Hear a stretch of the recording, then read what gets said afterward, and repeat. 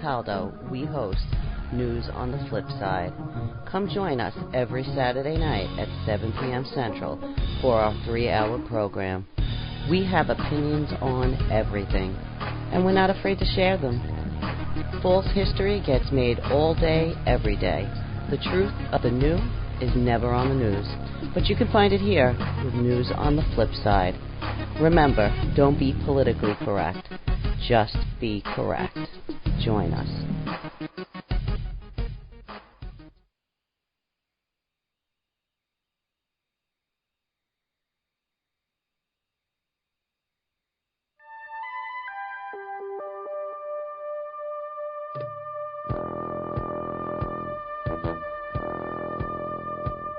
Tune in to UFO Undercover, Wednesdays at 8 p.m. Eastern, with your host, Joe Montaldo, right here on the Paranormal Radio Network.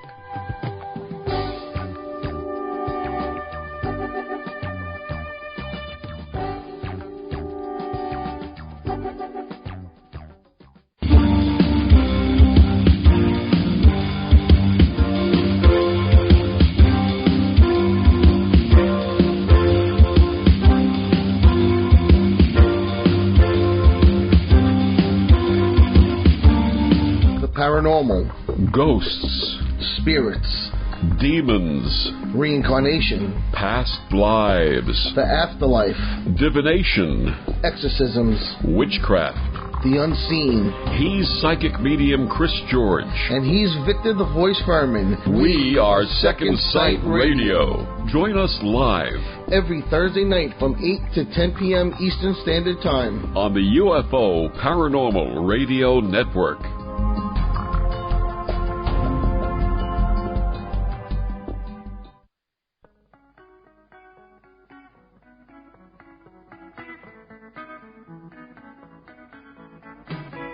Truth is reality. The connection is you. Check out Catherine Buckaloo on Truth Connections Radio, Thursday night at 10 p.m. Eastern Standard Time, right here on 107.7 FM, the Paranormal Radio Network.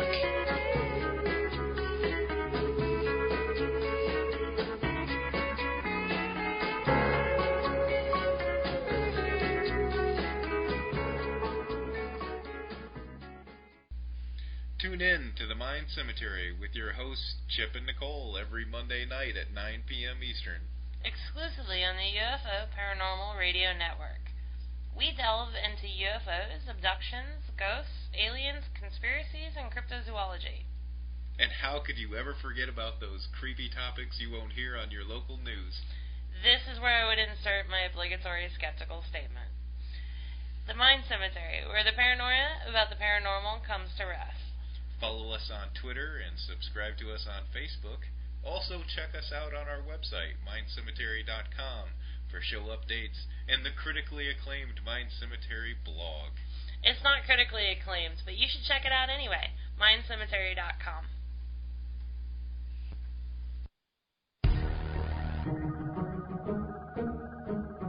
Hi, I'm Stephanie Benetti, and along with Joe Montaldo, we host News on the Flip Side.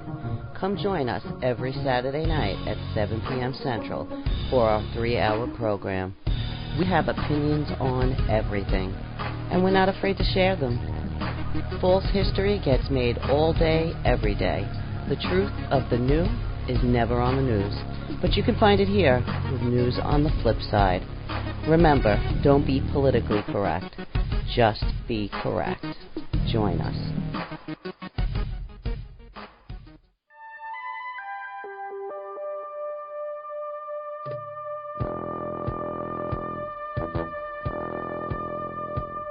Tune in to UFO Undercover, Wednesdays at 8 p.m. Eastern, with your host, Joe Montaldo, right here on the Paranormal Radio Network.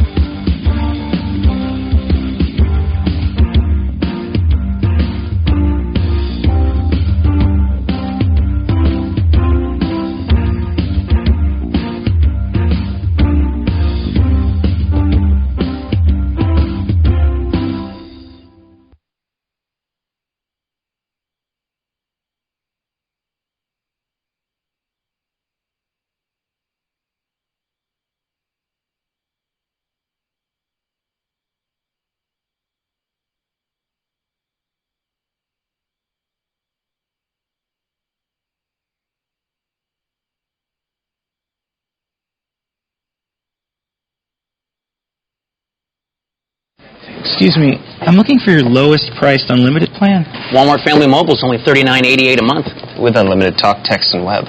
Oh, wow, great deal. I just got to figure out which one of these phones I want. Well, this one says I'm all over what's trending, and this one says I'm so advanced, I'm like actually from the future.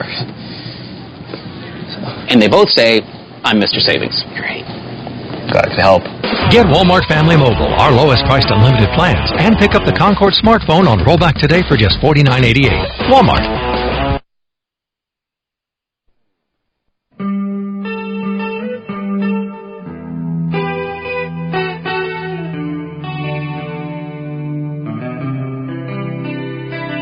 Now maybe I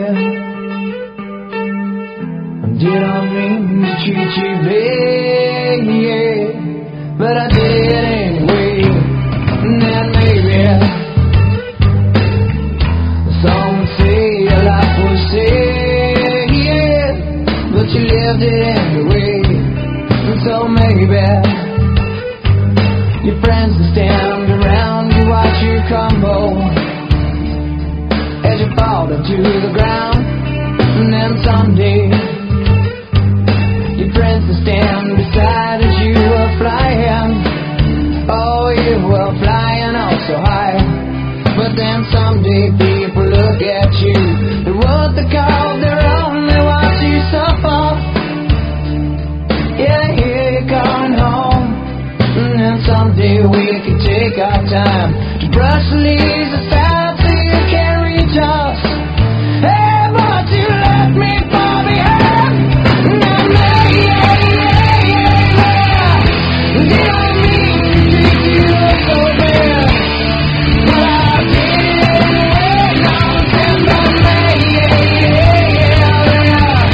Some say that we're what you had, but you refuse to stay now.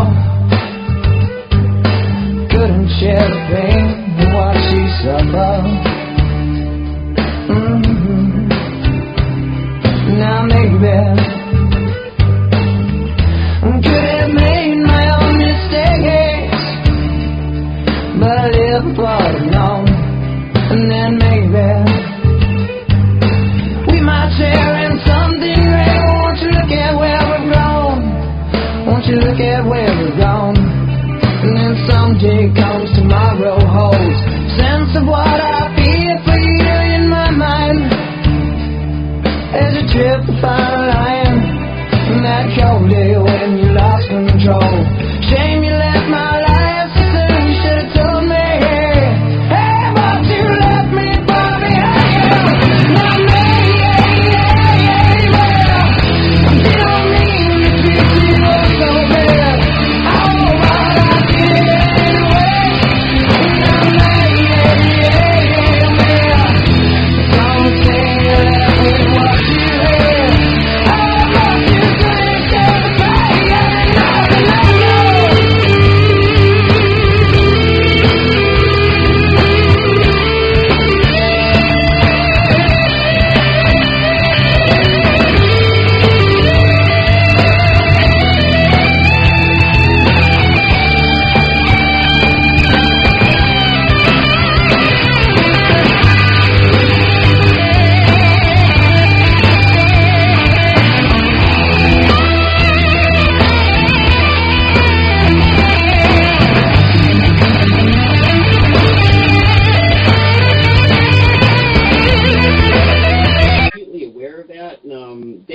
They must have. I mean, like you said, they literally hired anybody. Okay, I got this job mainly because they never piss tested anybody. And I mean, they were all trained and all that stuff. I mean, they were technically savvy, but they were always trying to hack our system, stuff like that. Yeah, they actually bumped me up. I mean, they took me off of the line, and they actually put me on quality control because, they liked what I was doing. And, yeah, then I got the keys to be able to listen to everybody. And, oh, my God, you would not believe – you probably would believe some of the – Dude, we had guys that were doing like 80 calls, a day. And we're like, wait a minute, something's up. First of all, this guy's not that good. And, it just didn't make any sense. He wasn't having any parts come back, and everything was just perfect. And come to find out, these guys somebody would call up or drop in their queue because they didn't have a phone. Everything was gated, at the telecom level. So, they would send calls, and the calls would drop in a queue, and the person that he would hear in their headphones, they'd hear like a beep, and there would be the person. I mean, they couldn't even call people back, but they had a mute button, and they would just hit their mute button, and the customer would be like, hello, hello, hello, hello, after sitting on hold for an hour and a half, 2 hours, and then they just hang up. Boop, next person dropped in, and that's what they did all day, and they would just pretend to talk. It was unbelievable, the stuff that I have seen that level of confidence. Now, one of the things that made me actually crack up laughing, because, at T-Mobile, everybody had to follow the script, while you were waiting for the system to get its thing done, make small talk and conversation. If they were just like, use their address, ask them how the weather is wherever they're at. And this one idiot, I happened to be listening in on him, and he's like, well, hi, I hope you're having a good day down there in GA. And I was like, what? This idiot does not even know what the abbreviation for Georgia is? Like you said, that's the level of competence that a lot of these companies have to deal with. And I can definitely see why you have to, ride herd on, I would literally I would be walking down the hallway. Now, this is like a huge gutted grocery store, like a Mega Mart or a huge Walmart. Oh, yeah, they love to, like, all the strip malls that become abandoned, these guys love those things. Yeah, they just move in. And, I would be walking down the hall and past a project, and I would see something get shrunk down really quick on someone's screen. It was perfectly in my job description to go excuse that person and go see what they're looking at. And if it was something non-work related, I would just tell them, dude, get your stuff. I'd tell a supervisor, I'd just point and I would do like the slit throat thing. And they'd be like, no! It's definitely like handing a loaded gun to customers when you just give them like unfettered internet access. No, they're not going to work. Yeah, me and Joe were running a network at the Turo Infirmary. We had an entire floor that was basically ours. We threw a little gigabit network from. They were just running Windows XP systems. It wasn't anything really technically that hard. And just going through people's browser histories, you would be surprised what they find. Like, that one guy that has a thing for really big girls. Oh, we would find scat videos, people searching for scat. I'm like, dude, you're in a bay with 16 other people, and you're watching people taking craps on other people?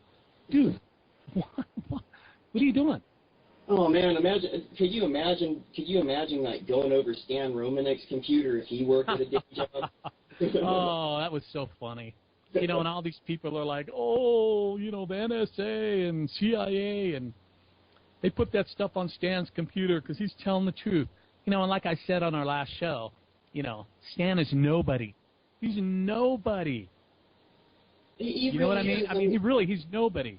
There's, he makes a video with a Muppet, and... Hey, but his homeboy said you need $50,000 to reproduce that video. Whatever, man.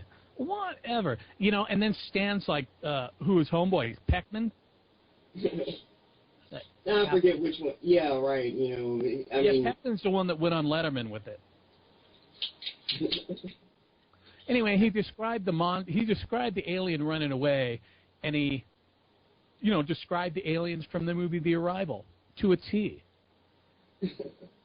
And I'm like, Stan, dude, and he's been caught so many times, from people. And, I caught Lisa in a lie, and just, all I got to do is lie once to me. And that's it. Well, I think that, this is like a pretty damning thing for the entire field of ufology. It's like, look, this guy, like you said, this guy was an obvious bullshit artist, a complete and total hoaxer, and a faker. Even before he got caught with kiddie porn. Oh, yeah, for years, as long as I can remember. me and Joe and Sasha, other people in the ICAR, I mean, we never bought that. I mean, we're the actual researchers. Nobody worth their ilk bought any of that. People like us, we've talked to literally hundreds of contactees out there, each and every one of us. And the nicest thing I can say about Romanek's whole saga is that it's unique to him. That's as nice as I can possibly be to him. Right. It doesn't fit any kind of criteria. I mean, it's not, come on. I mean, he's an obvious faker. Aliens don't do little parlor tricks and hokey, showy shit like that. I mean, that's for nobody. They roll. And it's incredibly damning that the entire field of ufology got taken over by this guy. They're like, well, he's getting kind of popular. Hell yeah, I'll stand next to him on a podium and, give him my thumbs up and, my personal recommendation. I advocate this guy. He's this poster boy for alien abductees. No, alien abductees and genuine researchers, we're not the assholes that made this asshole the poster. They're hiding under their beds. Field, You know what I mean? I mean, actual people who are dealing with this phenomena aren't running around going, "Yay, look at me! I'm an attention whore."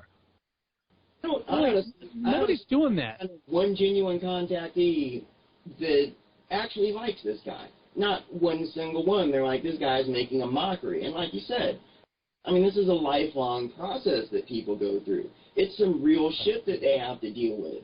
It's not some hokey, showy, oh, look at my video. And I mean, well, we're trying to get a hold of Sasha still.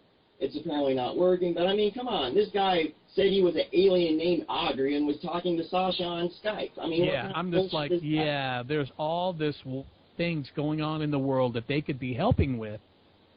And they are talking to Sasha on Skype saying what a awesome dude Stan Romanek is and how he's going to save the world, and all this crap. Listen, listen, dude, I've said this a million times. There is a built-in audience for this bullshit, period. And they believe anything you tell them, and they will defend anybody. And they're real easy to catch in, logical fallacies. I mean, these are literally the same people that's like, hey, you think we made it to the moon in 1969? They're like, oh, hell no, that's impossible. Fuck no, it was the greatest hoax ever staged. But you ask them if Hitler made it in 1945, and they think he's got entire bases on the dark side and shit. Yeah, I mean, literally. It never ends. It doesn't end. They'll say, Buzz Aldrin saw UFOs on the moon. But then they'll turn around and say, but we never were on the moon. Right. Exactly. They say a lot of things, a lot of stupid things. Listen, my philosophy is these people fall in two different categories. Either you're effing stupid or you're mentally ill. Well, I've always kind of looked at it this way, and you can kind of see it in every aspect of the paranormal, is there is a vast difference between people who have actually experienced aspects of it and those that just think it's cool or want it to happen or were huge X-Files nerds back in the day or some shit like that. I mean, there is a vast gulf of difference, and these two groups are simply not reconcilable. I mean, and they have mental problems. When they... I mean, how many stupid, idiotic theories have you read about this missing 777 on Facebook? I mean, every single day there's at least a dozen people shouting that crap. I just ignore it. I mean, these are the same people saying that Paul Walker got taken out by an effing drone. You know what I mean? And they wholeheartedly believe it. And they convince themselves completely. I mean, why would they take Paul Walker out with a drone? You'd be watching Fast and Furious 7, and all of a sudden Paul Walker would cut in and tell you how. Apparently he was a plant or a spook or something. I mean, who knows, dude? Well, hey, man, I mean, I have genuinely been accused of being one of the generals in charge of the military abduction program. I mean, hell, dude. You thought you were just getting me filling in, but you're actually having, the man in charge of all MILABs right here. I don't think you're filling in, dude. Dude, you're our guest for tonight, man. You're our guest. Well, hey, I can roll with it either way. You can. Do you know what, dude? You can be whatever you want to be tonight. I want to be a pirate. No, I'm the pirate. All right. Well, all right. I'll be a privateer then. Ha. There you go. I've got my letter of marque. So evidently on this airline, people don't understand how big the goddamn ocean is. Exactly. I mean, we've got satellites and we've got technology, and how the hell can you lose a plane? Well, it's like, look what they're doing now. Every single damn pallet that washes off a container ship that somebody finds are like, is this evidence? And I like the way the news frames it. It's like, credible evidence, ? Anytime you see a headline with a question mark behind it, you immediately know it's shit. Yeah, they're just going to rehash the same old quotes, and, there'll be a sentence, But listen, is Barack Obama really a water does not compress. So when that plane hits the water, it might as well be hitting concrete. I mean, yeah, it all comes down to the density, and water's a very dense thing. It's going to completely disintegrate. So you're not going to have, you may have some,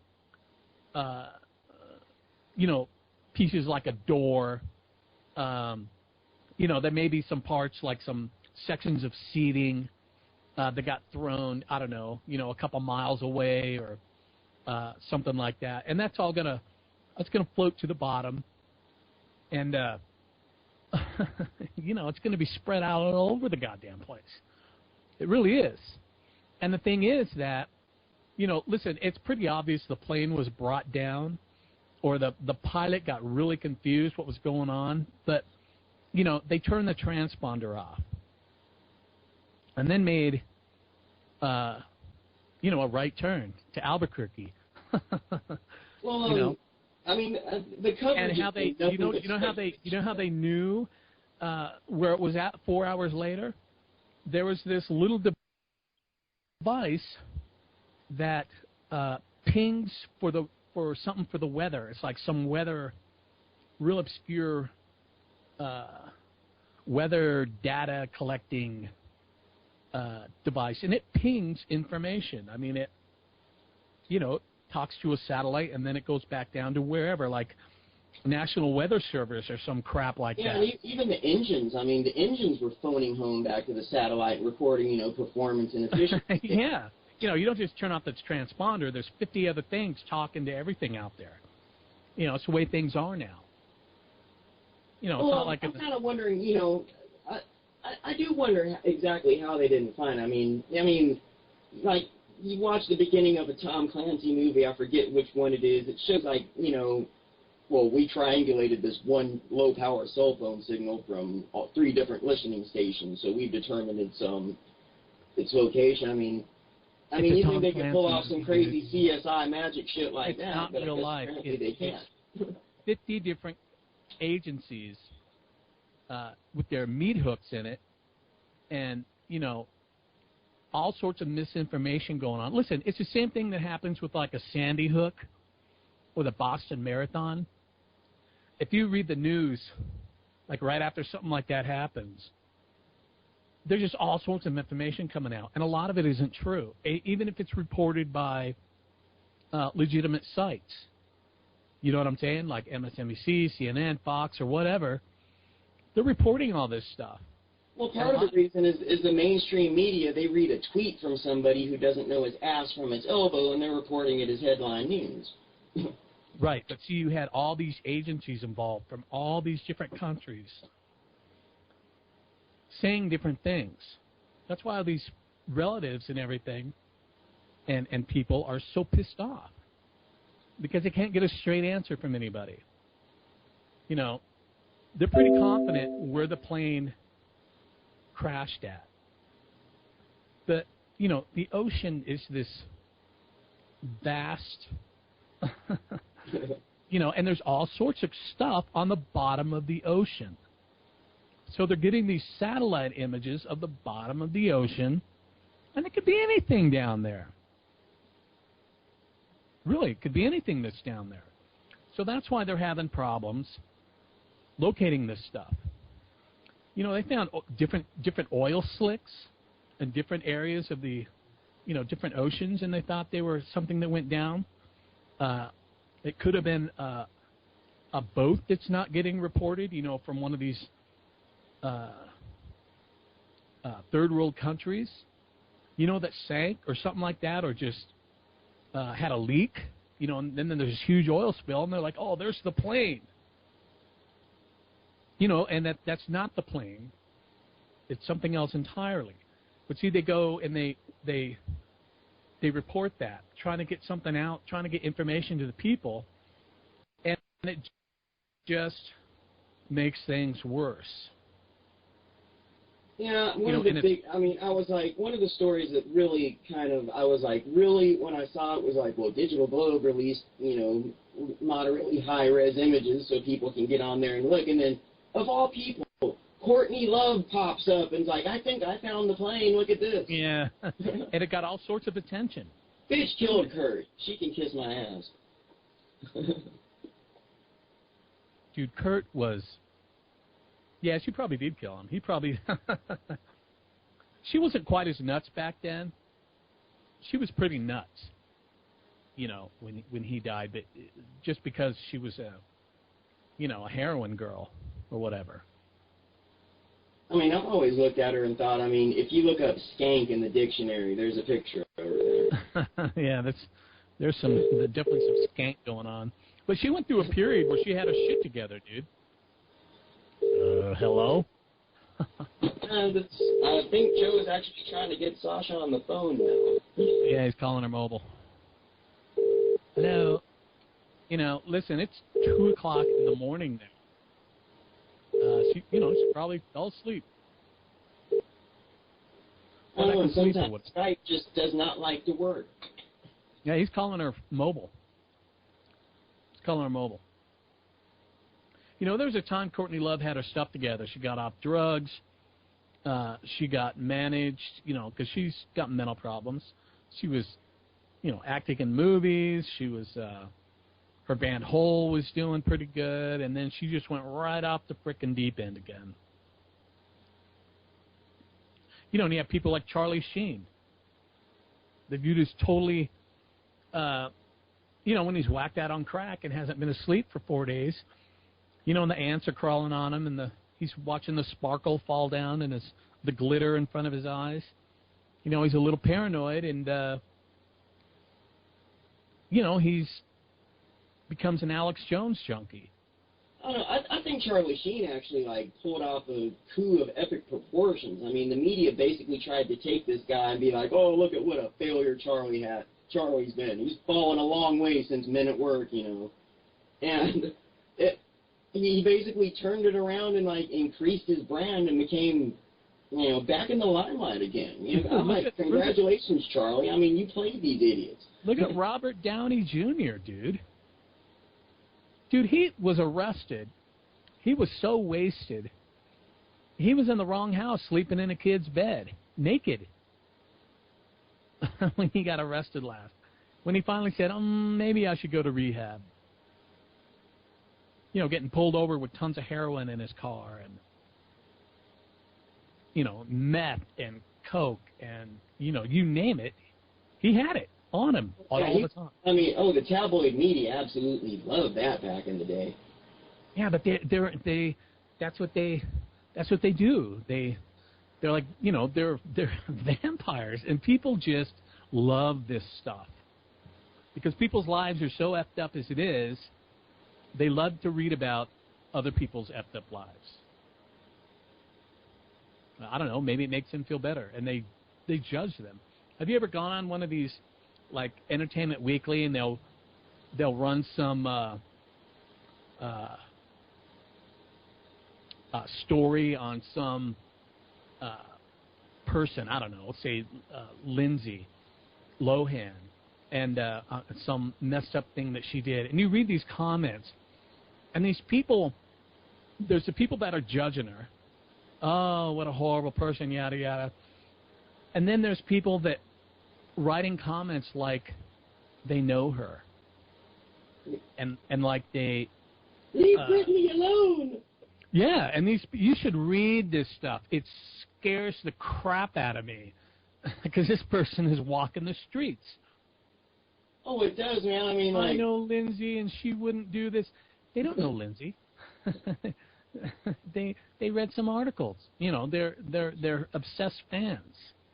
Well, man, it's like I go to read a Daily Mail article or something like that about. Oh, they're the worst, anything, dude. Right? Any other topic besides celebrities, man. It's like I'm looking at the articles, going like scrolling down the right side of the screen, and it's all utter tripe about celebrities that I haven't even heard of 2/3 of these people. Well, a lot of them from Britain.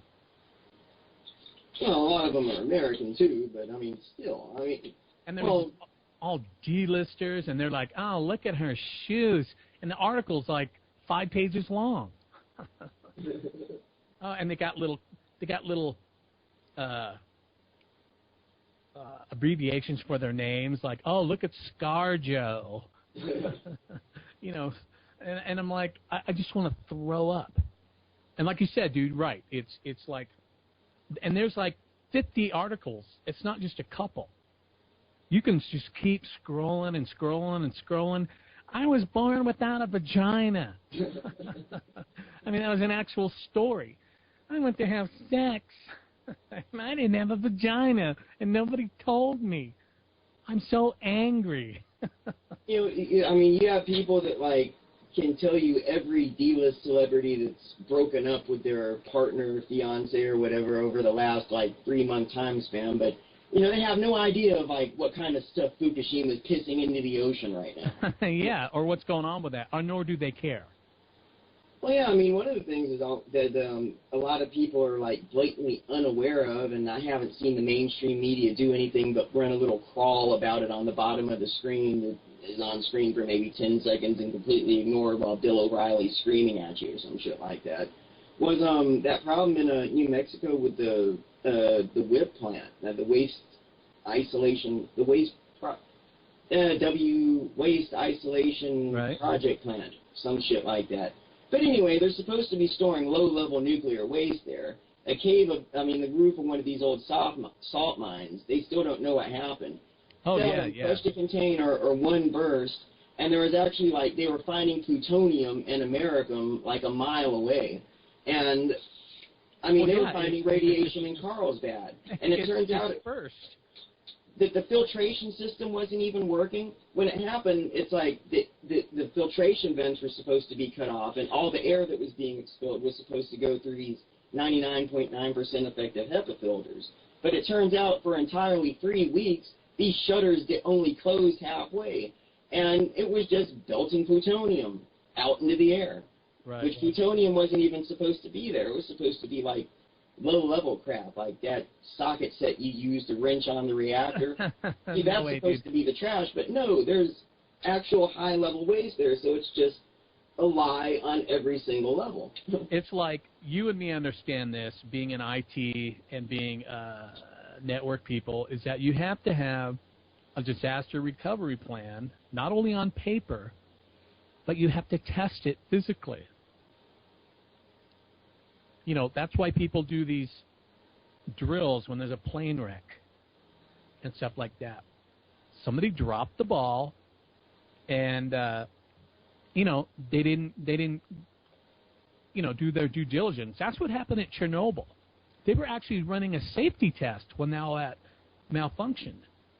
Well, see, I kind of see Chernobyl was a colossal screw-up. I mean, it was just the perfect storm. Well, it was a bad design.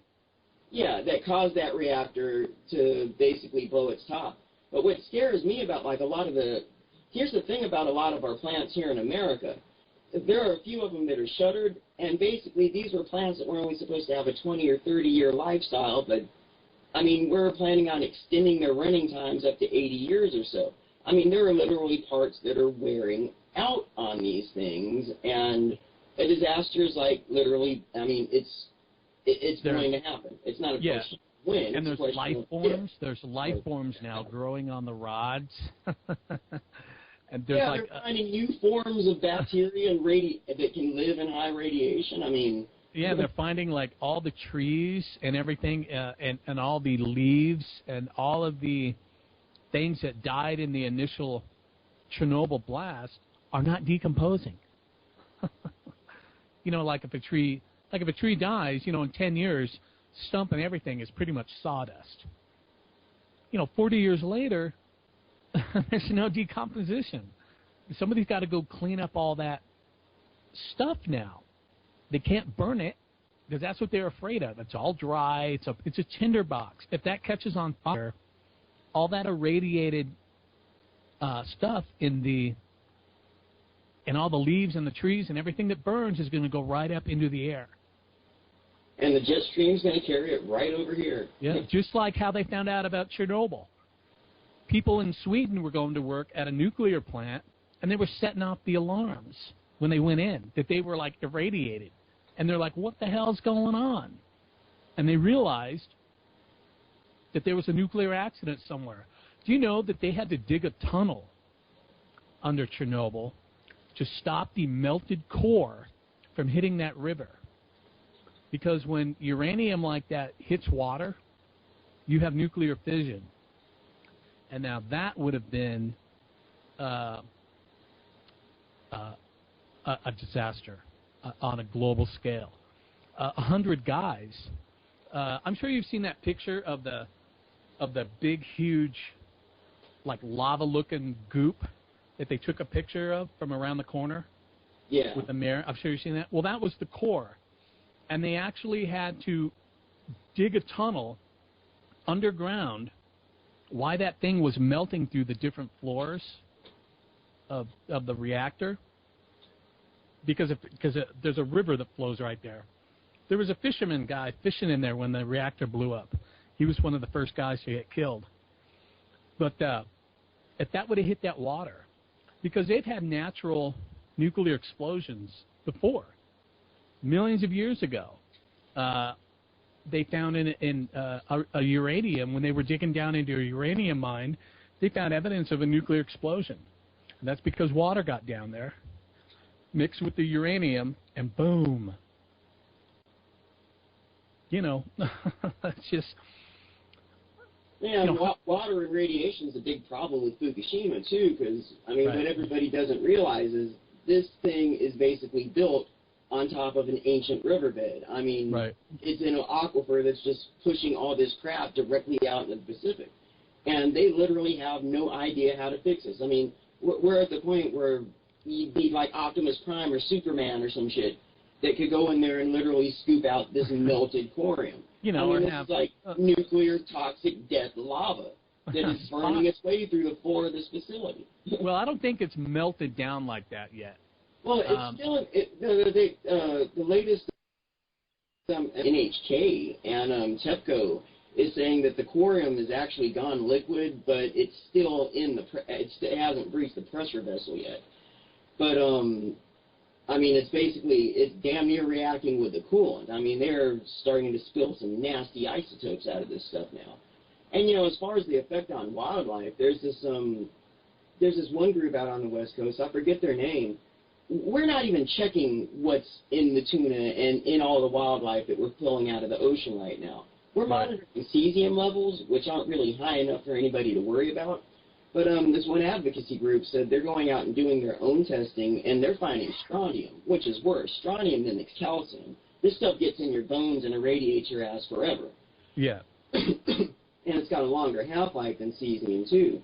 She's basically said that, look, somebody needs to officially start measuring for this isotope. And it's really scary. They're really trying to pretend and pull the wool over everybody's eyes and act like there's really no big problem here.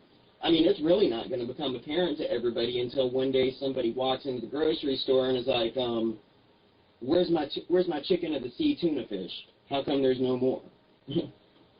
Or how come it's not going bad? How come I can leave it out on the kitchen shelf, on the kitchen counter, and 9 weeks later go back and it's still perfectly fine, not decomposed, not gone bad, there's nothing growing on it. Irradiated food, like irradiated steak and stuff like that, it's got a shelf life. You don't even need to refrigerate it. It doesn't go bad. Well, and in Fukushima, I mean, in Japan right now, in the outskirts of Fukushima, I mean, they're basically forcing farmers to continue growing rice and shit just to act like there's no problem. And this food's getting out there on the market. And that's why basically everybody stopped importing everything from Japan recently, too. Yeah, and they bitched about our apples. There was some worm or something like that going around with our apples, and they're like, oh, no, we don't want to eat this stuff. We don't want it around. You know, but, you know, what's ironic. Sad is you really have to, like, dabble into the Japanese alternative media to actually be able to find out crap like that. Really, I mean, just the snow job they're pulling on everybody here. But there's people that actually ignore the government warnings, and they go in there and they feed the stray animals. They feed, you know, because they were people just had to pick up and leave, just like they did at Chernobyl, and you know all of the cattle, all the people's animals, their pets. You know, they essentially, if they couldn't get out, they starved to death. You know, they went in there and they found. Just thousands of cattle and horses and, you know, dogs and cats and stuck in people's houses and, you know, and they go in there and they feed the ones that are running around because they're all feral now. They're all wild. Well, you know, and they're just going to double down on the whole disinformation campaign, right? I mean, well, those people actually get new readings. Going there in 2020, so I mean, they're just going to, you know, close their eyes and stick their fingers in their ears and hum and still pretend there's no real problems. I mean, they're just going to double down on that now that the world spotlight's going to be on them, which has pretty much ignored this entire crisis. Dude, our attention span, America's attention span. I don't know if I'm not up with the European media, so you know I don't know how much reporting Fukushima and these other types of things are getting. But the American media, the reason people's attention spans are so short is because these types of things don't get hits on websites. Well, the only you know, they don't sell magazines. It's all doom and gloom. You know, people want to. They're genuinely informed about this topic are people that are going out of their way into the deepest, darkest corners of the internet to find this information that's not getting publicized. And unfortunately, the wrong people are also getting some of this information too, because the whole conspiracy crowd, I mean, Alex Jones has picked up on the whole Fukushima thing. I mean, they are like overblowing, like all the nightmare scenario people love this shit. But they're trying to sell you like selling the iodine pills and iodine pills and shit, yeah. Are you ready? And people are buying it. Are you prepared for the toxic fallout from Fukushima? You know. Oh my God, no, I'm not. Oh, what do I need to do? You need to go frickin' shoot yourself is what you need to do. Hi, I'm Alex Jones, and I've got a pill that will save your and your family's life. That's right, man. You know, what are you going to do when it all does fall apart and, you know, none of that shit works or it's past its prime or... I mean, really, what are you going to do? You know, those iodine pills, they might protect your thyroid from the radioactive isotope of iodine, but they're not doing anything for the strontium or anything else that you're, like, basically eating and not knowing about. So. And you'll be blind in a couple of weeks, and, you know, all your hair starts falling out, and none of the water's drinkable. You know, like these people that but your thyroid's fine. These people that take colloidal silver until they literally turn blue, you know. I know. I saw that guy. He actually died. The Smurf guy? He was Impossible. I mean, he should have stopped all the oxidation in his body and lived to be 700. Yeah, man. It was, he got in with, you know, those doom and gloom people. And they're like, oh, you got to take this stuff. And he turned blue, and he was a Smurf, man. He was also on Daily Mail. I think that's right. Like these breatharians, all these people out there, I exist purely on sunlight and air. No, you don't. A plant needs water. Yeah, that's hilarious. Those people just...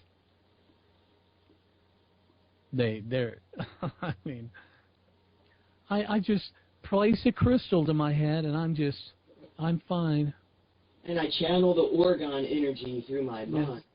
You know. Glory be. I mean, I'm not going to, like, completely and totally shit on, like, you know, all that homeopathic, you know, naturalistic Reiki. I mean, with a lot of people, I mean, there may be something to that if you believe, you know, positive things will happen, like the secret shit, you know. I'm not going to write that off completely, but look, man, I'm a type 1 diabetic, dude. I mean, you're diabetic too, right? Yeah. What happens to us if we run out of insulin? We are going to die. There is no amount of prayer or meditation that's going to realign our DNA and make our pancreases start working again. Yeah, I have stage 3 kidney disease. I just had a liver biopsy. You know, I think about that all the time. I'm like, I'm not even going to, if stuff starts happening, you know, I've said this too, I'm just going to get a lawn chair and, you know, a fifth of Jack or maybe a case of beer or something and just, you know, watch it all go to hell because I'm not going to live through it. You know what I mean? I'm just going to be, you know, dead weight. You know, I kind of look at it like this. You know, if the end of days does happen and all of a sudden it becomes like Mad Max or Life is Fallout 3 now, I'm going to have an awesome time for about 2 months till I run out of insulin and die. Exactly.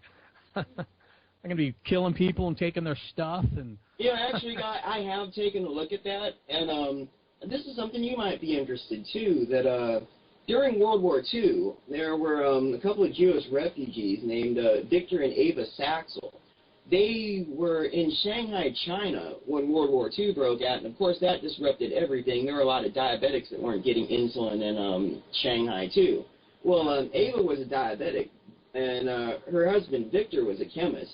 And I've looked up how to do it. I could probably do it. That basically, if you get enough mammal pancreases, I mean, they developed and they came up with their own method, and they kept everybody alive until, you know, the pharmaceutical insulin started coming back in. Well, like so there is hope. And I've got a backup plan, dude, based on wild hogs and cattle. I've come for your pancreas. I mean, all I need is a couple of different kinds of like the wallpaper sticks to the business, dude. There you go. See, I kind of look at it this way. I'm going to be the king of the diabetics. I'm going to have an army of loyal serfs to basically do my bidding for me, or I'll cut off the fucking insulin. You know, what's up? That's pretty funny. That's a good idea. Well, we'll see if I can actually get it figured. If shit does hit the fan. Well, you need to figure it out before. So I run out of insulin. Before it hits the fan, dude. You need to figure it out and have a plan, and then you can write a book and sell it and make a ton of money. Oh, we're getting yelled at for break. Are we? Oh, I'm not on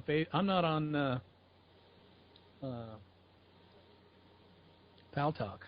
There we go. Glenn's got a centrifuge. Hell, he's an actual chemist. We got a scientist in the audience. I mean, all right, guys, we gotta go. We might just live through this shit, guy. There you go. I may not want to.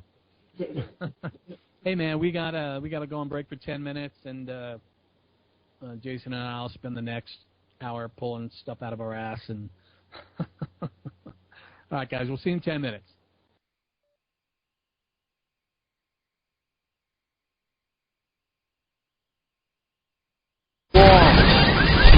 Like the seashore clings to the sea, you'll never get rid of your shadow.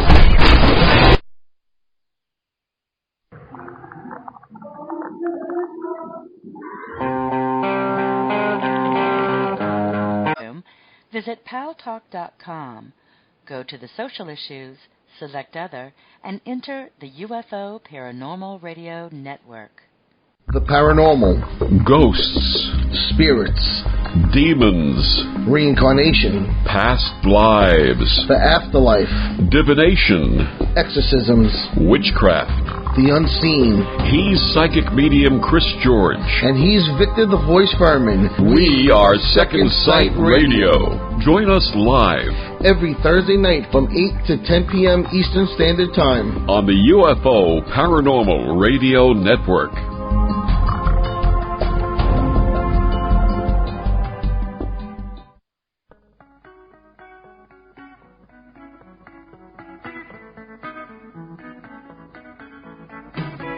Truth is reality. The connection is you. Check out Catherine Buckaloo on Truth Connections Radio, Thursday night at 10 p.m. Eastern Standard Time, right here on 107.7 FM, the Paranormal Radio Network.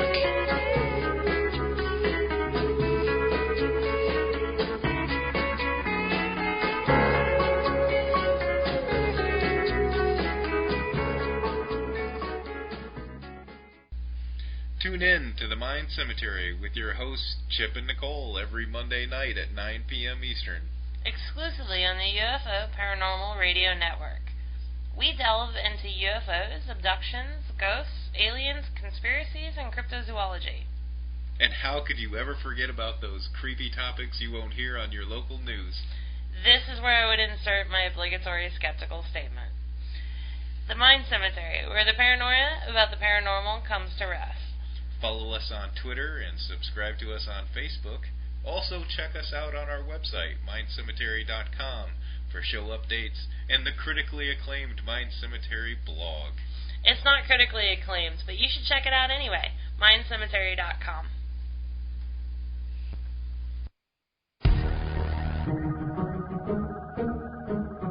Hi, I'm Stephanie Benetti, and along with Joe Montaldo, we host News on the Flip Side. Come join us every Saturday night at 7 p.m. Central for our 3-hour program. We have opinions on everything, and we're not afraid to share them. False history gets made all day, every day.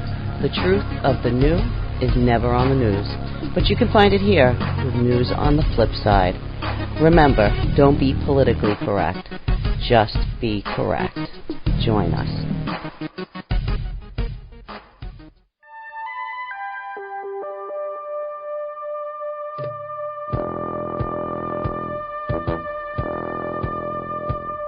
Tune in to UFO Undercover, Wednesdays at 8 p.m. Eastern, with your host, Joe Montaldo, right here on the Paranormal Radio Network.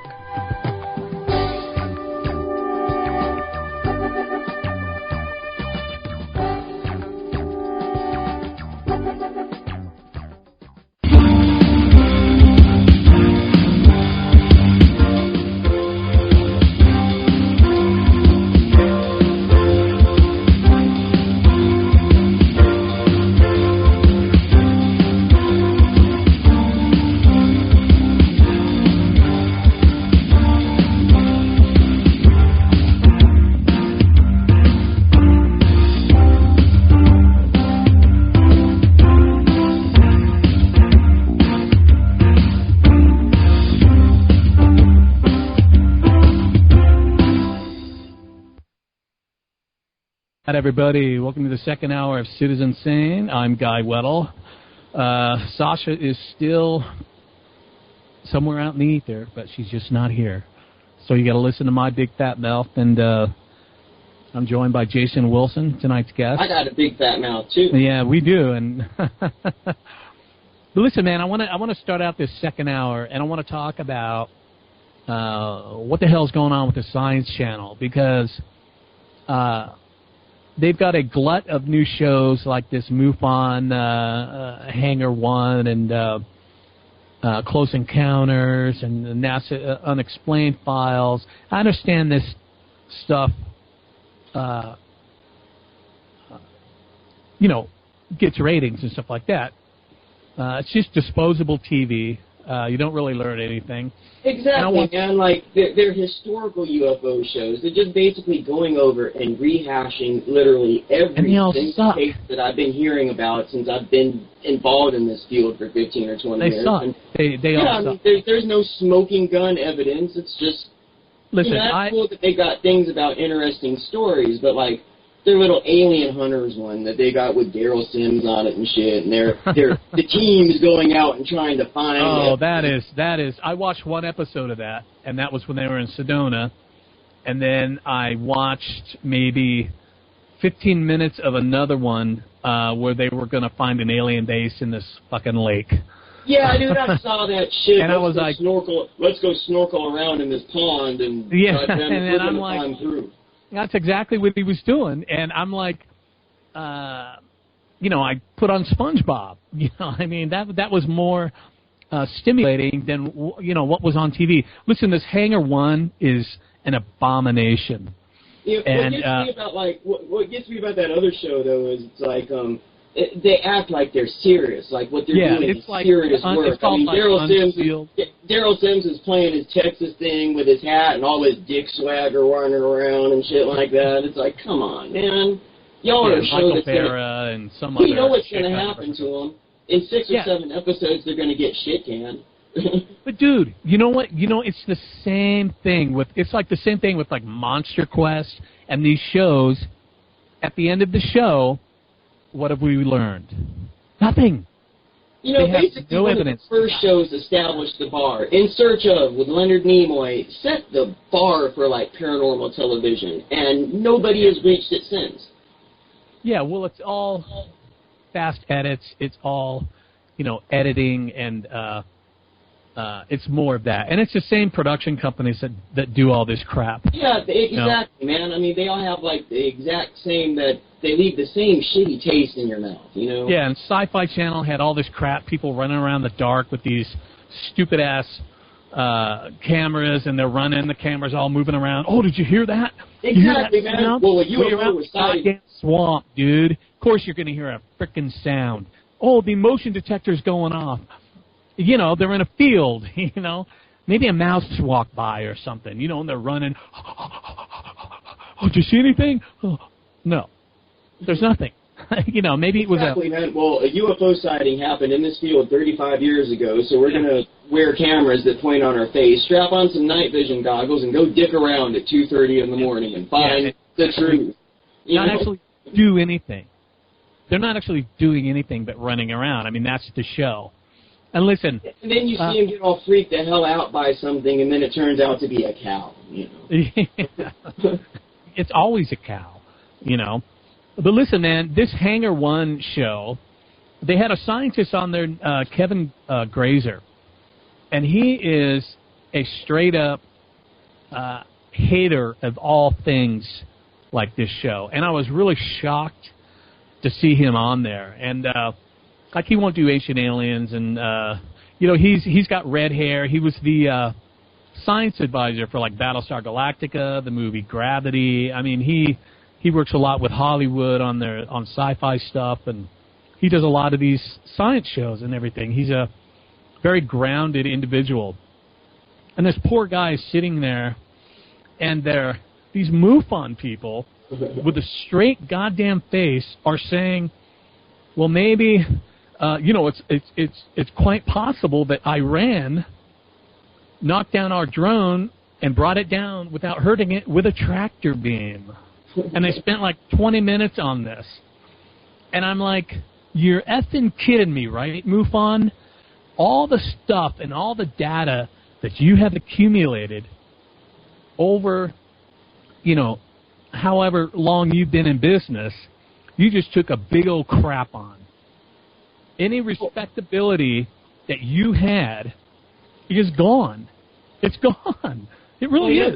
Who I feel sorry for is Robert Bigelow, because he wasted a little bit of money on MUFON, and this is one of the interesting stories that I've heard about it. And I'm phrasing it as a story because I can't vouch for its 100% authenticity. He wanted their data.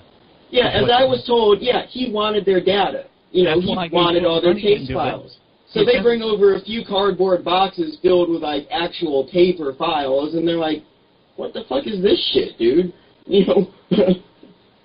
Listen, you know, in the official flight manuals for pilots, they're not told to report UFOs to the FAA. They are told to report them to Bigelow's reporting center. It's actually in there.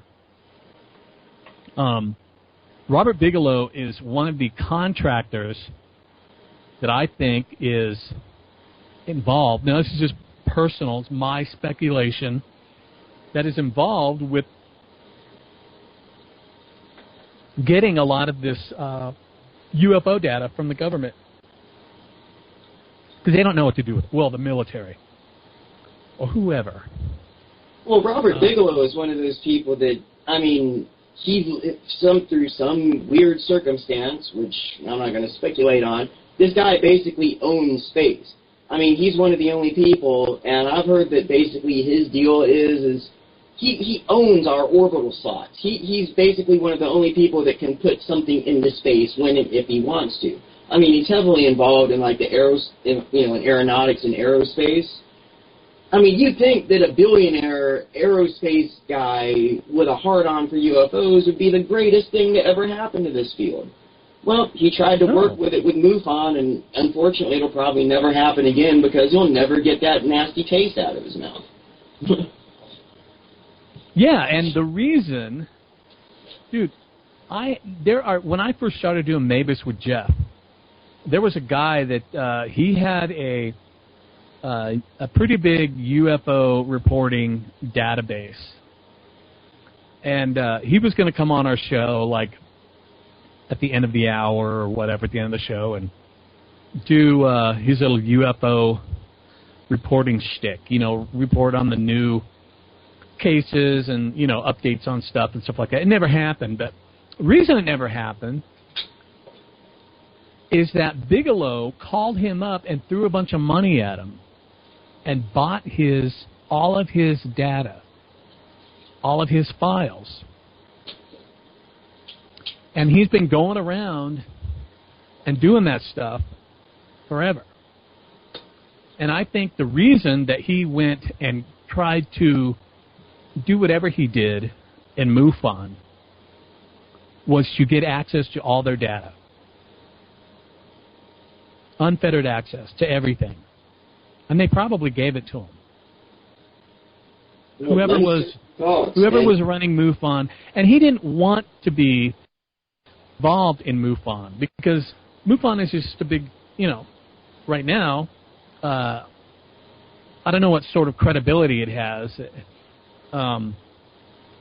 when they started making tabloid TV. I know a few years ago, MUFON was involved in a TV show called UFOs Over America, and these guys, it showed all the field work and all the things that they did to determine whether things were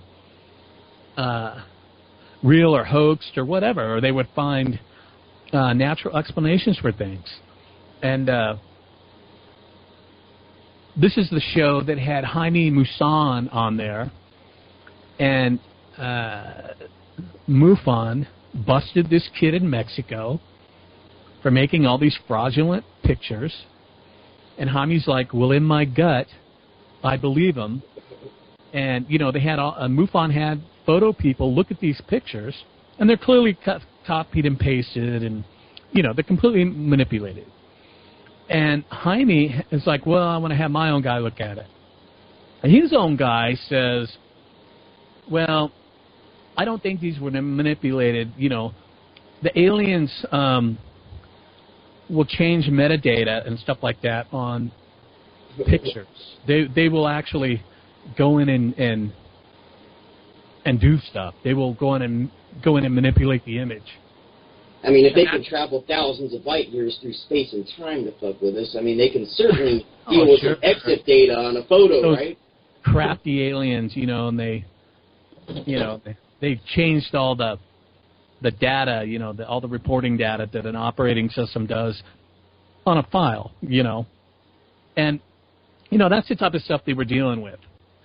They purposely let all these Mylar balloons off in the sky. And, and YouTube blew up.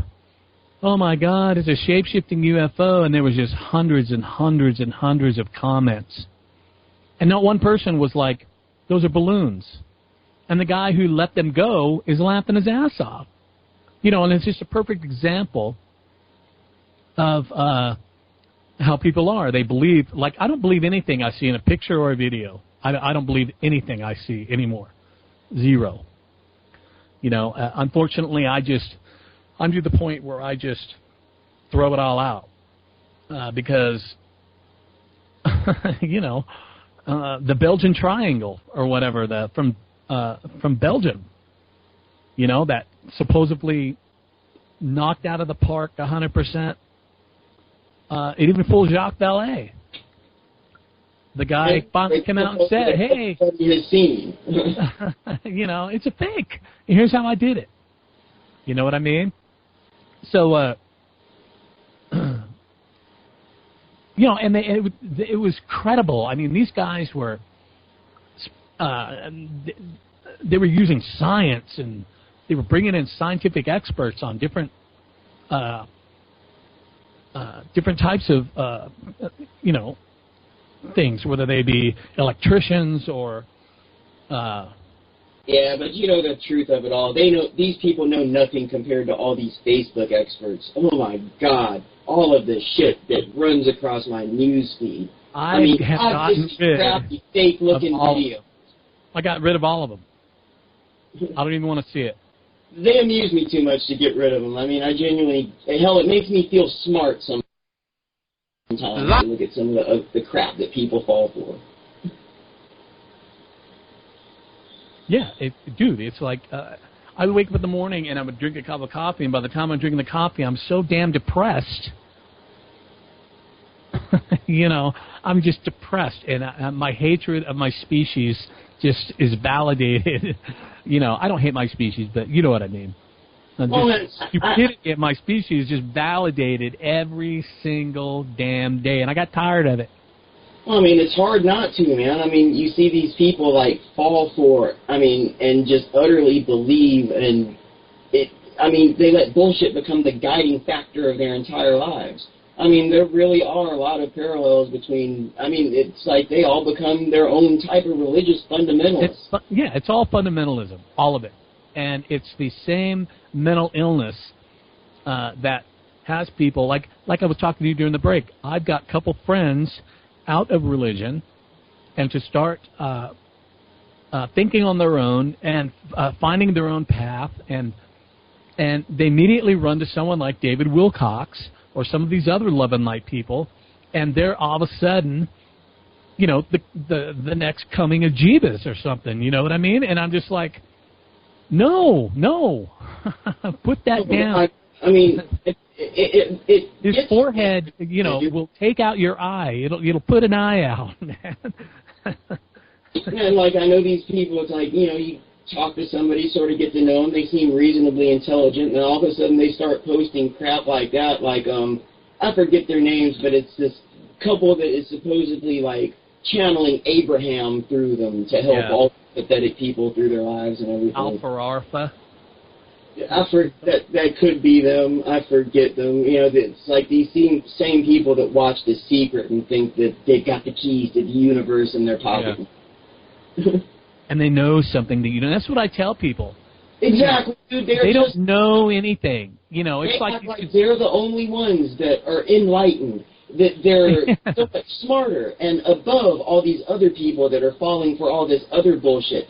They're the ones that know. They genuinely put themselves on a pedestal above everybody else. Oh, man, the number of times I've been looked down upon and called, with spite, a low vibrational energy being. It feels exactly like a Christian telling me you go to hell and you die. Yeah. It's the exact same crap. They're basically... Maybe there is something to that whole herd philosophy. These people want to be of something bigger so bad. And we were talking about earlier, all these people that are channeling Ashtar Commander and Vashtar and all these love and light aliens with the stupid shit that you see. A Galactic Federation of Light. Yeah, and they start to fit in the conspiracy crowd too, and they're like, the Galactic Federation has announced that this is the one that got me, that Bill Gates is going to be arrested for his crimes against humanity and charged by the Court of Light, and his arrest is imminent, and so is George W. Bush and Dick Cheney and Margaret Thatcher and everybody else you've ever heard of that's ran a company or ran a country, or anybody who's ever made a name for themselves. And they always say things like, if you only knew. And I'll say back to them, well, you don't know either. You don't know anything either.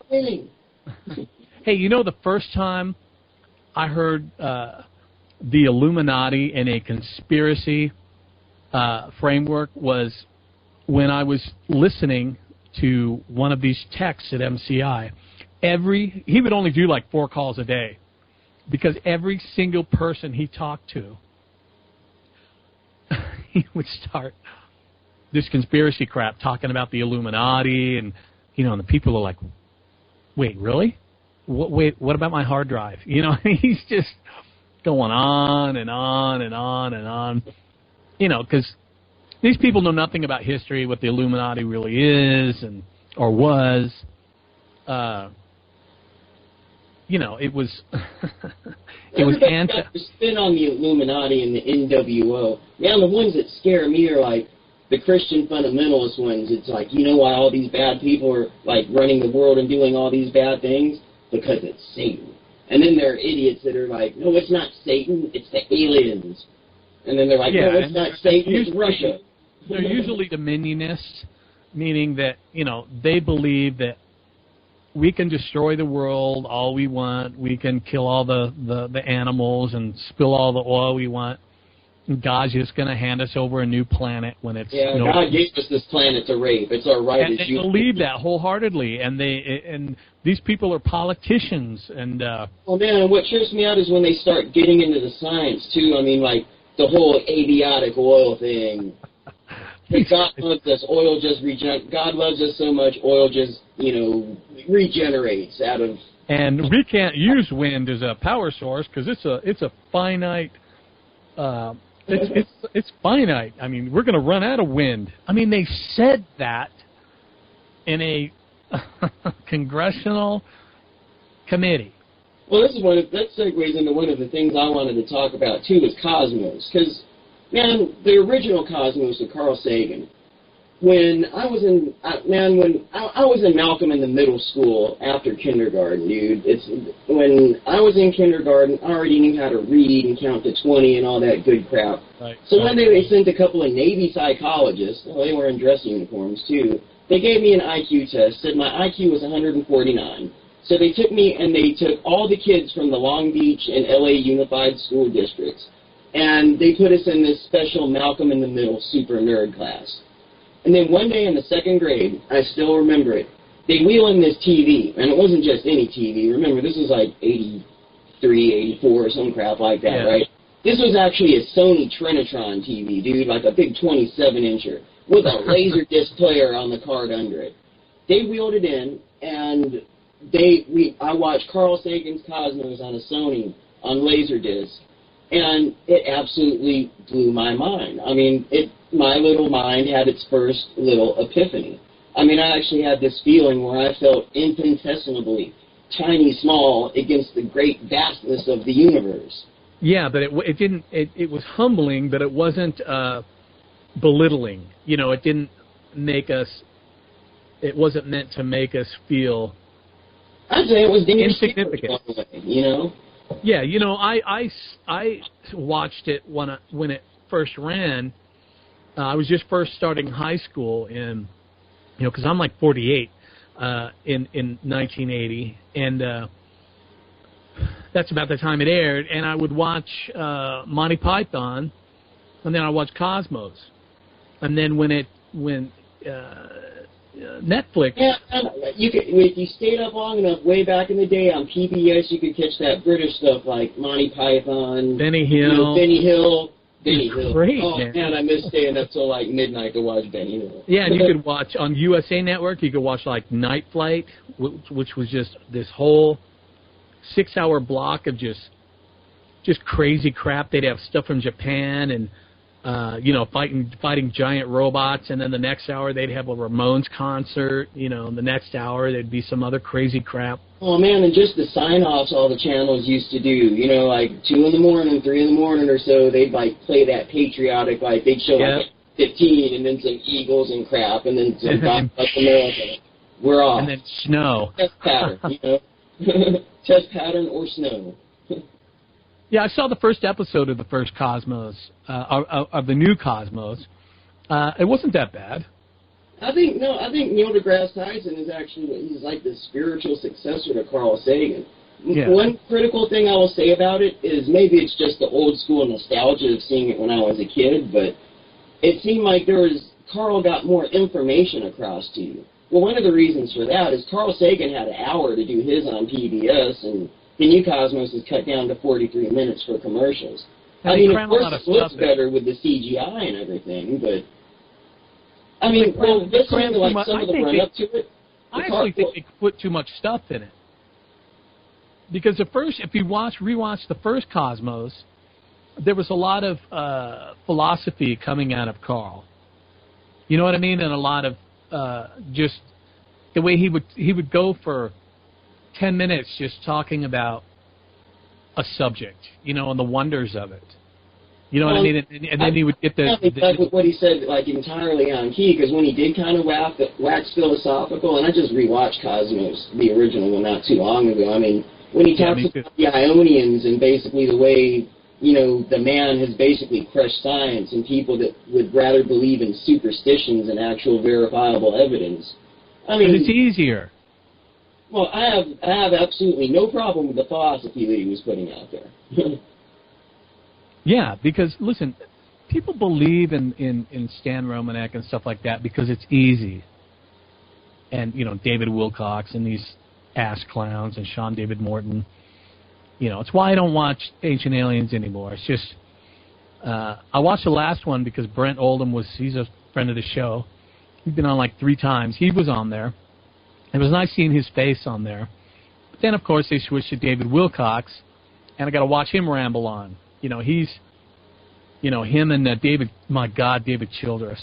I mean, you just know what's coming with him, man. He'll be talking, and, you know, you can just tell by the way his voice is, you know, and yeah, you never know, and he's moving his head, and, you know, aliens, extraterrestrials, beam weapon from space, you know, and he you know, and I'm just like, here it comes, you know. Yeah, Ancient Aliens was kind of, after the first season, it was kind of played out. Because, you know, during the first season, it was all stuff that anybody in the paranormal fields basically heard before. It was just nice seeing somebody do a documentary on it.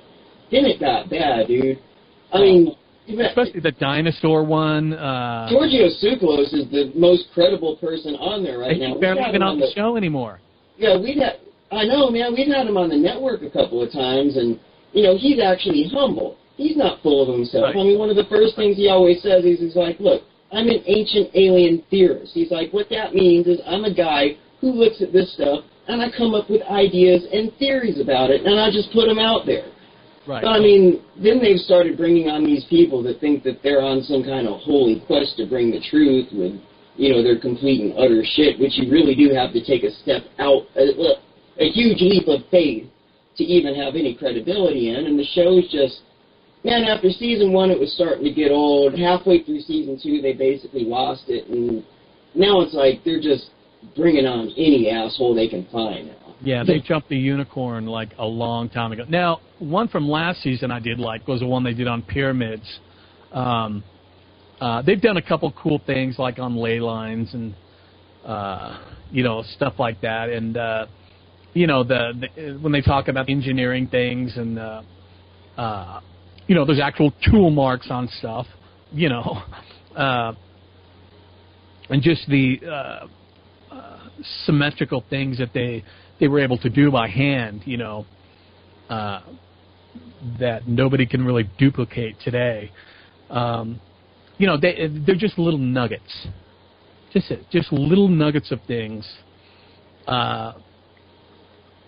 You know, like when they talk about plagues and everything like that, I just cringe. You know, and it's just exactly, man. Watch this. If you're into South Park, dude, watch the South Park Thanksgiving Ancient Aliens episode. I mean, they nail it pretty much, totally, completely. Yeah, I got to look it up. It's funny, dude. I mean, they're literally just pulling stuff out of their ass at this point. And they're not even, now it's become like a tabloid. It's evolved into like a tabloid type. The market basically like enables it, dude. I mean, look at what look at, case in point is look at exactly what Coast to Coast AM has become. I mean, under the tenure of George Norrie, he gets all these unbelievable assholes on there, throws them so did Art Bell. Softball questions and everything like that, and I mean, the show's like a complete and utter joke. It has no credibility anymore. Hell, they fired John B. Wells, who used to be the weekend guy, and I mean, he actually had a little bit of spark to him, a little bit of intelligence, and, you know, honestly believed in some things and took stances every now and then. So what does George Norrie do? He has the guy fired. I mean, I mean, how hard can it really be? George Norrie on Ancient Aliens? Idiots like that. I mean, really, no. Why is George Norrie on Ancient Aliens? It would get me back in the day listening to somebody that would call in to Coast and be like, look, man, I'm having these, like, horrific demons that are, like, infesting my house and making my life a living hell. And they're asking George Norrie for help. I was like, really? Yeah. Of all the people, I mean, shouldn't you go ask a goddamn priest before you go to George Norrie? I mean... He's just, you know, getting on the radio. Well, that's George Norrie. George Norrie show up, got a little cape on. Especially aliens in general, that's one of my criticisms amongst, like, you know, the new generation of ufologists. Most of the old guard, there are a lot of people that are saying, look, well, how are so many ufologists dying off? Because they're all, like, 70 years old, dude. Right. It's just eventually going to happen. And there's nobody younger that's really picking up the mantle. The closest thing we've got are the older ones, you know, they're like me and you, like in the 30s and the 40s, and I mean, here we are talking on the radio, so it might sound like I'm shooting myself in the foot saying this, but honestly, you get some asshole that's done a radio show for a couple of years, and all of a sudden he thinks he's an expert. Right. And then other people start thinking, well, maybe this guy is an expert. And well, they're trying to be celebrities. They're trying to like Jeremy parlay their popularity as credibility. You know, there's a difference. It's not that hard in this field, especially to be on the skeptic side. When somebody is sitting there holding up a glass full of piss, it's not very hard to be right by pointing and saying, hey, that's a glass of piss you're holding there. Don't try to play that off on me. And there are these people that think that they're these intellectual messiahs and celebrities just because they point out the obvious, too. Right. I mean, they parlay their popularity into, you know, trying to do into credibility, and they're completely two different things. I mean, I don't do this to get any sort of, you know, recognition. Neither does Sasha. I mean, we don't even promote this show. And neither do I, dude. I mean, I just get on come here on every 2 weeks and run our mouths and I get on here and vent for a couple hours. Yeah, I mean, I'm not saying that everybody should think exactly like I am. I'm just putting my point of view out there, you know, to the ether. Anybody that wants to listen to it, cool. Yeah, definitely. You know what I mean? I mean, I don't do blogs and all this. I was gonna, you know, and I just don't give a shit. I'm too lazy. You know the honest truth about it? I'm too goddamn lazy. Yeah, I don't give a crap. To promote myself. You know, there's so much crap out there already. You know, why do they need one more? Why do they need to hear my big mouth constantly? You know, I'm on the radio, or whatever this is, on the internet. I think we're on the radio on a 5-watt, you know, like there's 6 blocks of people that hear us. Sorry, Joe, in New Orleans or whatever. And other than that, we just go out to who's ever on listening to internet radio. You know, and, you know, I'm grateful that me and Sasha are on this network and can talk and reach a lot of people. You know what I mean? But my goal is to become some sort of personality. You know, if that happens on its own and it's organic, then, you know, then fine. Yeah, you know, but I'm not going to go out and make it. I'm not going to go out and make it about me. I'm so fed up with the paranormal field, too, that, you know, usually when Heather and I do our show, when we do the Unabridged Universe, I mean, there's enough crap that's going on. We touched on some of it. There's a lot of crap that's going on in the news that people should be aware of, that should have some kind of focus put out on it. Dude, me and you, me and Sasha or whatever, we could sit and talk for hours. Literally, we could sit here and talk for hours tonight about, and never run out of stuff to talk about. Really. I mean, But man, I have backed away from the UFO field. I mean, especially like, man, we've all been doing like this internet radio thing, and we've all interviewed the cream of the crop, everybody that's done the talk show circuit, and I'm kind of tired of them, because honestly, the reason I got into this, I figured talking to some of these people that have been researchers for decades, I figured I would learn more about, you know, the contact and the weird things that have been going on in my life. Right. But I haven't learned a single goddamn thing from any of these people. I mean, literally. I mean, they have all basically been completely and totally useless to me. And I don't really want to bring them on and whore myself out for 2 hours so they can plug their book anymore. You know, yeah, I'm not. One thing I did not want this show to be, and Sasha definitely didn't want this show to be, was a book of the week or book of the bi-weekly show. You know, have somebody's book and we talk about their book, yada yada yada. You know, that bores the crap out of me. When I first got into this, before I even did Mavis with Jeff, I was already planning my own podcast, and I was going to I wanted to talk to just the everyday people, you know, that I meet in my life.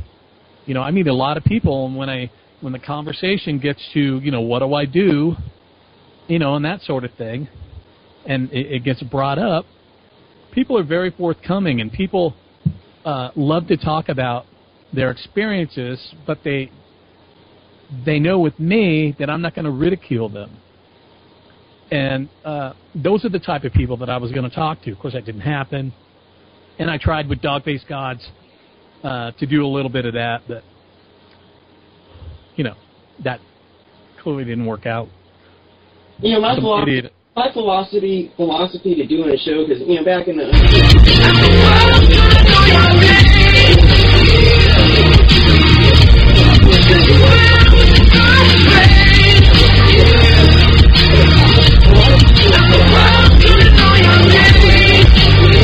No, I don't need a copy of your book. Like, well, I don't care about your book. I'll never read it. Down my store, I'm like, no, you're just going to come on and I'm going to say hey, you're going to say hey, and you're going to, you know, tell me what happened.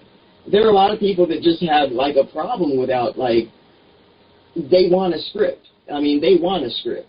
I mean, they don't want an oddball question, you know, to come at them. I mean, I don't have respect for anybody that can't think on their feet, you know? Yeah, my whole thing is, or my whole shtick, I guess if you would call it, is that I don't have a shtick. I don't have a radio voice. I don't have a different personality when I come on here. It's like me and another person or two other people sitting around just shooting the shit, just talking about things. You know, people have told me that they like talking to me because I get them out of their element. Man, isn't it weird hearing some of these professional radio people, like you said with the voice, it's like, you know, you're talking to them in normal conversation, it sounds just like this, but they go on and all of a sudden it's like, live, you're listening to Citizen Sane on UPRN and 105.7 New Orleans. I mean, it's really weird to see them do that transformation. I mean, especially the ones with an interview voice. I mean, George Norrie is one of those people that kind of does that, you know? I mean, he always sounds precisely the same. And, I mean, come on. Well, it's an art form, I guess. Even the tone of voice is a fucking act. He went to school. Yeah, he went to school, and he went. You know, it's a craft that he's honed.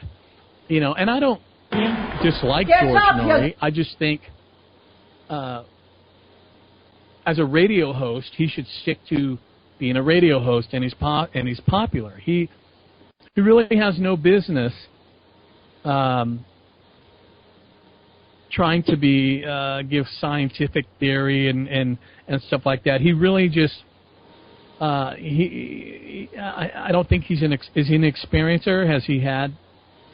Is he like a Gene Steinberg where he's just been in this field for so long, you know, but he's never experienced anything? I just think basically he's become an infomercial by now. He lets people sell their product for 2 hours, just toes the line.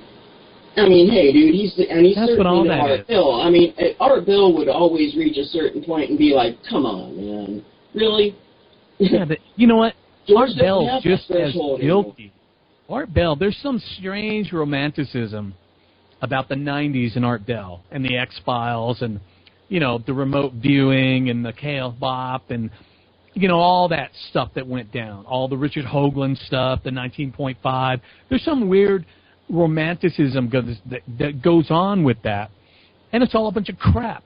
Art Bell is single-handedly responsible for unleashing an amazing amount of crap into this field, an amazing amount that has just flooded this field with just BS. And now, when he restarted his show, he started the same thing. The same thing. He started bringing on his old buddies from back in the day. Just a bunch of crap. That's all it was. It was just crap. There was nothing credible about what he was doing. It was popular type stuff. It was great radio. Well, hey, man, I kind of liked it because, I mean, it was like, I wasn't expecting any revelations of truth or anything, but there was just this nostalgic kick to it. It's like, my God. Yeah, like I said, it was great radio. Back in the day. And I'll say this about Art. I never saw Art as a messiah of the truth, and I don't think he ever really tried to present himself at that. I mean, no. He's a showman, and he was a damn good showman, and he's a hell of a lot better of a showman than his replacement was. I agree. Personally, I don't dislike Art Bell. I'm just irritated at everybody, you know, saying, you know, like there was some credible stuff going on back then, and, you know, people are remote viewing Satan, and, you know, and you had Jonathan Reed, and, you know, that whole crowd. Yeah, like the whole Mills hole thing, that it's like this hole that you can put a goat down it and and it was the demons, but they won't say where it is. The Sound of Hell. And there's the infamous guy who was live on the air with Art Bell while he was flying his plane into Area 51, and they missed. Yeah, and he got shot down. He's in a Cessna. Oh, and the Time Traveler. You know, there was all that. It was great radio. You know how I saw it? I knew it was hokey and it was crap, but I kind of saw it as, well, somebody mentioned Bill Clinton in the room. I kind of looked at it as the same way Bill Clinton gave you that little wink and a smile when he said, "No, I didn't have sex with her." Yeah. Yes, you did, Bill. Just, you know, suck it up. He just didn't have to answer to a wife and, you know, daughter. He had all the women in the world going, "Oh, my God, he cheated on me."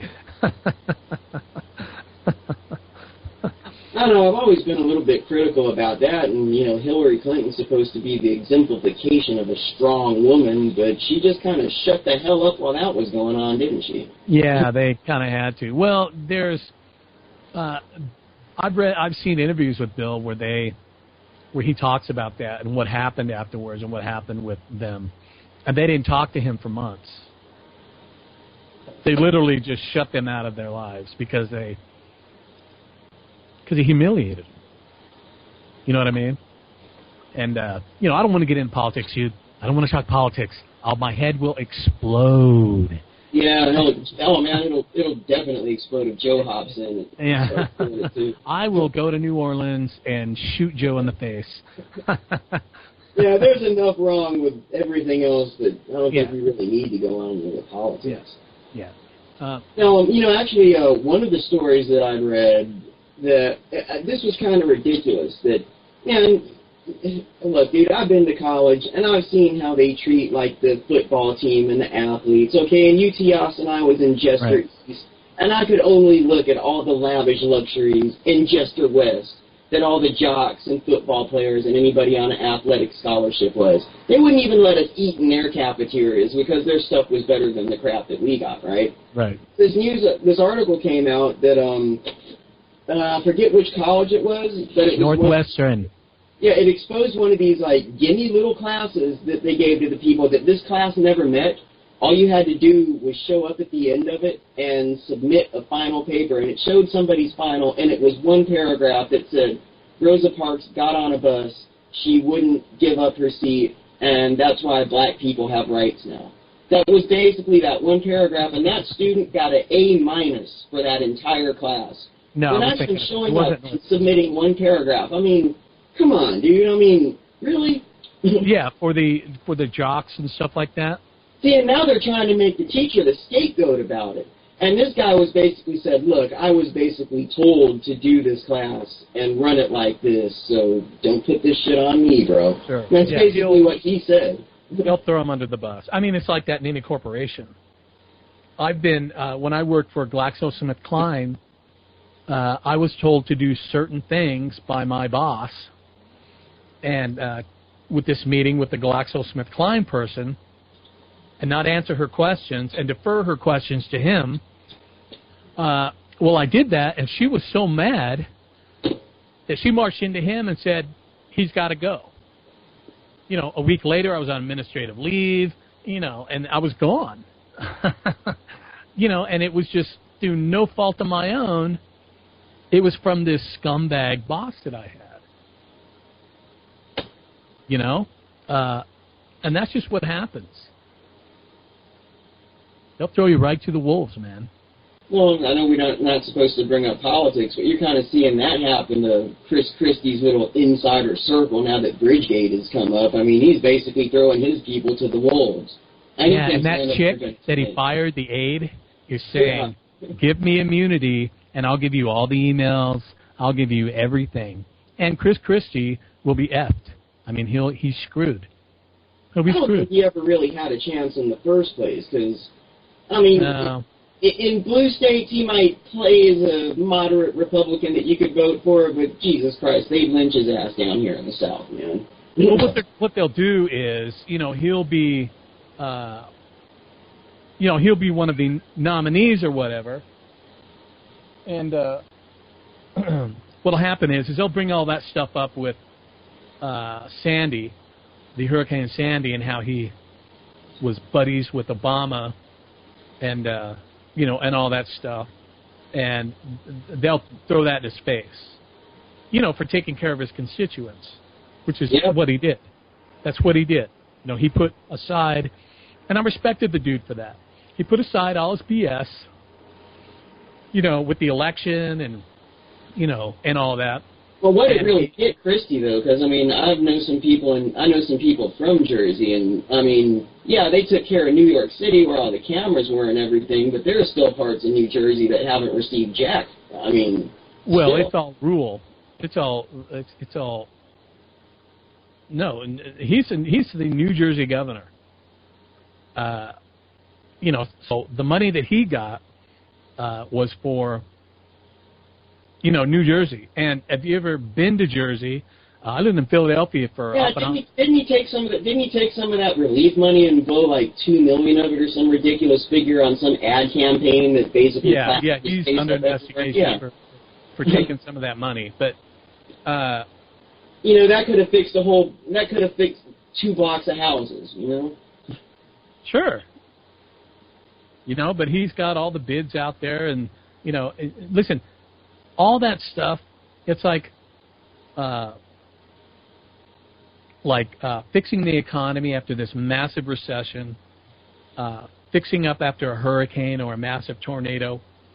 Stuff doesn't happen overnight. You know, the New Orleans is they are still rebuilding. It takes years and years. I was one of the first people that was back in New Orleans after Katrina. Joe had pulled a couple of strings and got me a special permit to come in about a week or so before they left everybody else back in. Right. And we started working. I mean, me and Joe were basically, you know, working with like a lot of his existing clients, and you know, they were paying us out of their pockets right now, you know, because, you know, basically we were there and able to work, too. Right. So he did, but then the insurance company started dicking around with getting these people checks. These guys ran out of money. They couldn't float us anymore. Then all of a sudden, Halliburton, of all people, gets all these no-bid contracts to basically fix the city. And literally, one night, there were only a handful of people doing their own work. The next day, it seems like they took every single Mexican that could swing a hammer or knew how to do sheetrock, put them in an F-250, and the place was literally swamped. I mean, there were so many workers that came over there that it wasn't even funny. And we basically shut out of all this. The local company that had been there the entire time you know, Joe was like born and raised there, you know. His father was doing basically the same thing. We were more or less, you know, shrugged to the side. They're going to keep all the money, and they're going to, you know, pay these guys, you know, $4 an hour or whatever, maybe even minimum wage if they're on the books. You know, they cut corners with our soldiers. We had soldiers getting poisoned by bad food, getting electrocuted taking showers and dying.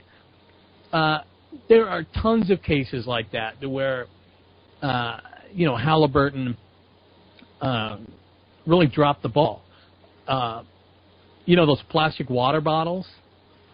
They sent truckloads of that stuff to a base, and all these guys started getting sick, started dying, and they sent over tainted water.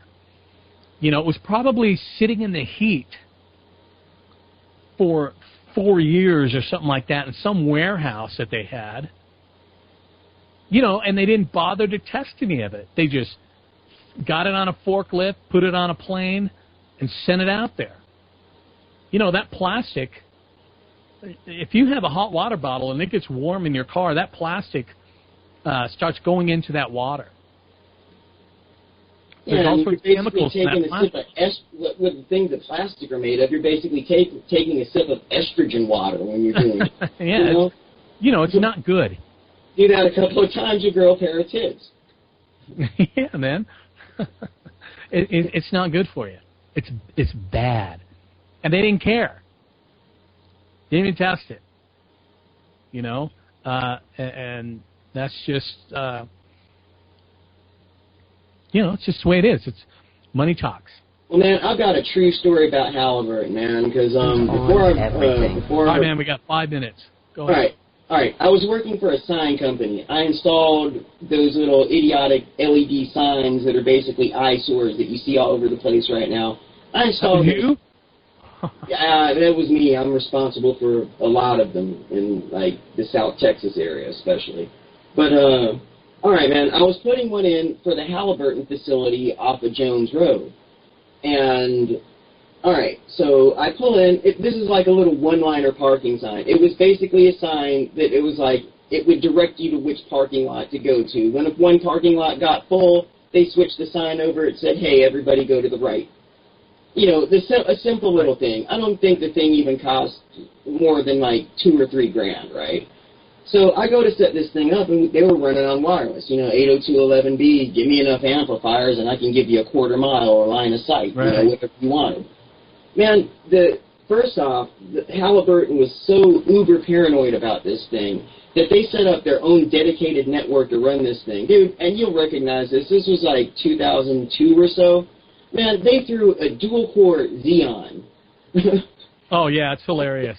I can tell you a million stories like that. Dude, they took like a $10,000, like, you know, top, most expensive workstation you can buy. I mean, this thing was running dual quadros and everything, right? I mean, you could have run it on DOS, man. Dude, you could have run this thing on a 48630. Dude, you could have run this thing on a 286, right? Right. I mean, literal. It was RS-232. It plugged in, it interfaced to the computer with a serial port, man. But, you know, they set up their own $10,000 network to run this little sign. But here's the interesting thing, dude. While I went in there, it's like security was really heightened. And I am not making this stuff up. Apparently they were doing some kind of, like, dress drill because the evil emperor was about to show up. I guess Cheney was about to show up. But they had the Halliburton security forces out there doing these marching drills inside of this compound. I'm not shitting you, dude. It was probably like, Blackwater. Yeah, dude, that was back when Halliburton wasn't fessed up to owning, you know, before they spin them off 2 or 3 times and changed the name half a dozen. But these guys were, like, driving armored personnel carriers in formation. They had assault choppers lined up. They were out there marching in this big square formation. It reminded me of some of that Nazi shit you used to see from back then, right? Dude, they were all carrying full auto MP5s. I got it close enough to them that I could see. It's like, ooh, they got a full auto setting. You know, Intel, on their hips, the guys at Intel, smoke grenades, and dude, they were marching in formation. They were literally like getting ready to put on a big show for somebody, and I was like, Jesus Christ, how much farther down the rabbit hole does this go? I mean, they literally have their own army right there. Right. Yeah, of course they do. Intel was the same way. They had their own security force. If you went to a security area before you went into where they, like I would have to dress up in a bunny suit and go in and work on a computer or whatever. I was in a clean room and not a computer, but it was because they were all dumb terminals in there. I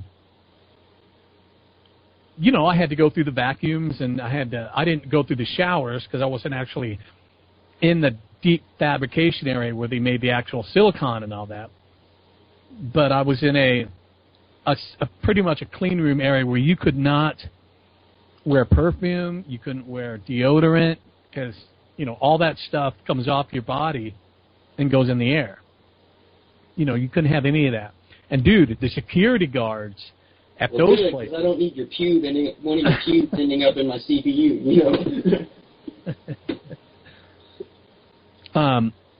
They had automatic weapons, and you could, I saw them every single day, and they'd be like, "Hey, guy, how you doing?" Let me tell you something, dude. When you went to go in there, it was like they've never seen you before. They don't know anything about you, and it's all business. They're patting you down. They're checking everything. They're checking all your... Because I had like 16 badges. Like a badge you wear at work. Yeah. It gets you in a door. I had like 16 of those around my neck, dude, that I had to wear all the time. Because I had to go into different like chemical facilities, all sorts of crazy places. And, if you weren't certified to go in there, you didn't go in there. Yeah, you had no reason to be in there whatsoever. Yeah, and they were building a fab. This is the fab, the Ocotillo fab in Chandler, Arizona, where they were building the first Pentium processors. And that's what it was built specifically for that. And some of the ones with the floating crazy. Huh? Were they like the 60 and the 66 that had the floating point air? Oh man, that was just embarrassing. And the ones that they would also light on fire. That was kept secret. All the ones that they had, that they found problems with, that didn't pass like the tests and stuff like that, would stay in house. And they used ESEC computers. And I don't know if you remember those. Each card that you put in there had to have its own file. You couldn't just put an expansion card in there and then turn it on, the computer see it. Yeah. It was crazy. And they would freak the hell out and not know how to function. Yeah, they'd have daughter cards, and they would have a processor on it. It was so you could upgrade the processor and stuff like that, and not be stuck. Well, those things used to catch on fire. I don't know how many times. At least once a week, we had a fire drill because a Pentium processor lit on fire, and there were flames. The monitor was on fire. It was like an explosion. But people don't understand that these big corporations like that, GlaxoSmithKline had the same thing, but it was hidden. Those guys walked around. They had guns and Berettas and stuff like that, but it was hidden.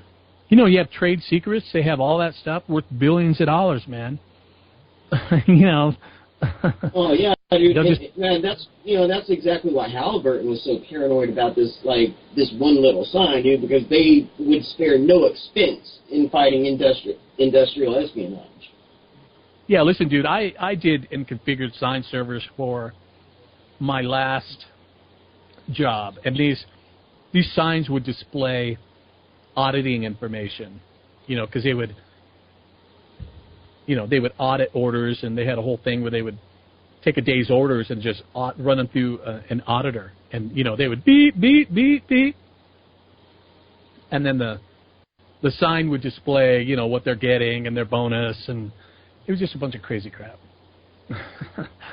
But well, guys, we gotta wrap things up. Thank you, Jason. Well, it's been a pleasure coming on. I can always use a couple hours to rant. Yeah, man. Hell, All right, Joe. In today's world, just got to every now and then. Yeah. Yep. Got to let it out too, man. We're lucky we have a voice, I guess, where we can run our big fat mouths and get it all out of our system. Hey, that's a cool picture of you, by the way. For Skype. Is that you? Yeah, that's actually me. Yeah, that picture's from you can tell from much like the CRT and stuff. That picture's from like 2002. But I'm timeless. I never aged. I look precisely the same. Whatever, man. All right, man. We will see everybody in 2 weeks, and I'm sure Sasha will be upset that she missed tonight's show. And so, but in 2 weeks, we'll have fun. So, good night.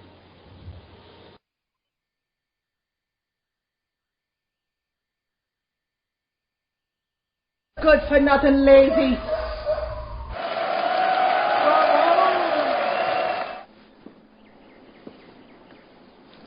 Morning View.